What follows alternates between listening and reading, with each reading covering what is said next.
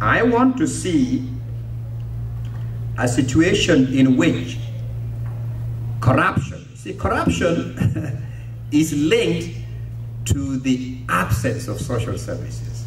There's a lot of money in Uganda, by the way, a lot of money. If you look over the last 25 years, barely any African country has received more infusion of foreign aid than Uganda.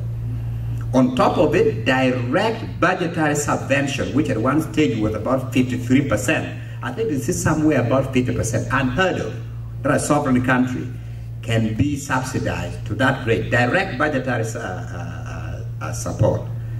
And the tax revenue, looking at the official figures, huge burgeoning tax. The tax burden in Uganda is unbearable.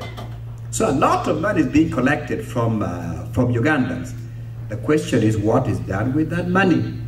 And on top of it, the loot out of the Congo. You all know that the loot was so extensive, so unbelievable, that for the first time in the history of the world, the International Court of Justice sat for 4 years looking at the evidence, and for the first time ever pronounced a verdict which said the government of Uganda not only committed aggression, but it committed extensive plunder of Congolese resources, committed extensive crimes of war, crimes against humanity, for which Uganda should pay Congo. Hear this, Uganda should pay Congo $10 billion US. That is serious money, isn't it? That's real dollars we're talking now. So all, and these monies which came into Uganda was not used to build roads.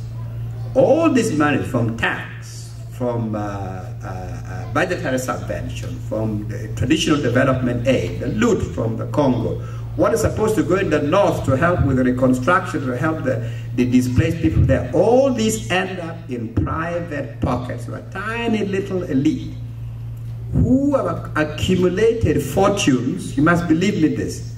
They've accumulated fortunes which are impressive by world standards in Uganda. That is what we have. So we must find a way to fight corruption. The beginning actually quite simple. It is our leaders, beginning with the president himself or herself, setting an example.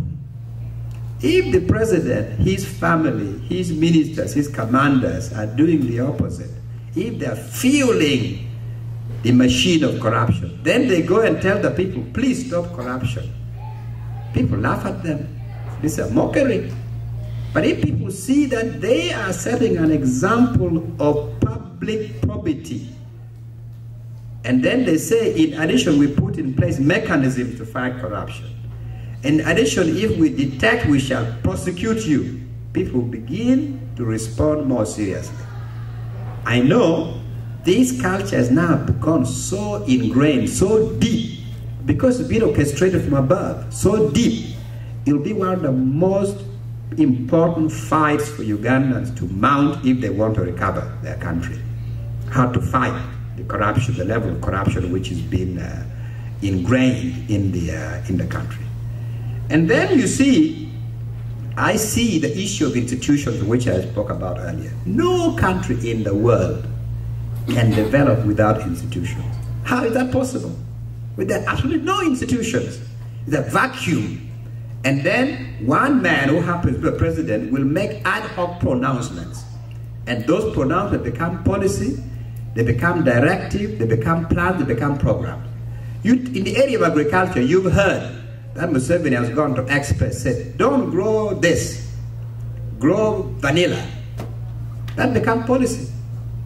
The peasant abandon whatever they were growing before, they go to vanilla. The following day, don't go vanilla now, I want you to go on I don't know what.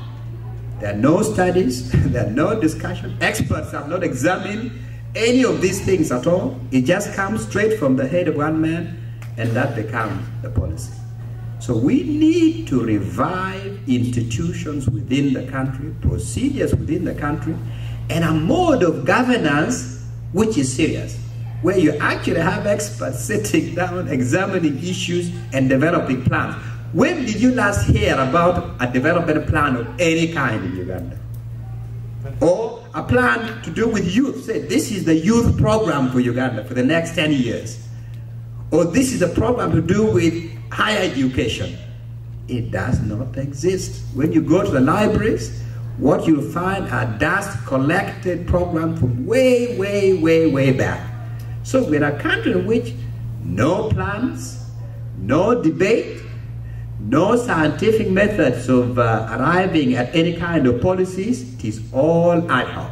You ask the Ugandan intellectuals, all your well-educated people, when they were last called upon to be part of a committee to look at this sector, that sector, come up with papers, it has not happened.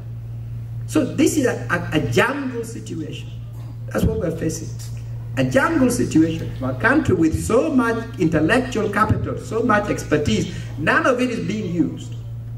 We've got to reverse that situation. And let me tell you the issue of the rule of law. I spoke earlier about the police state par excellence.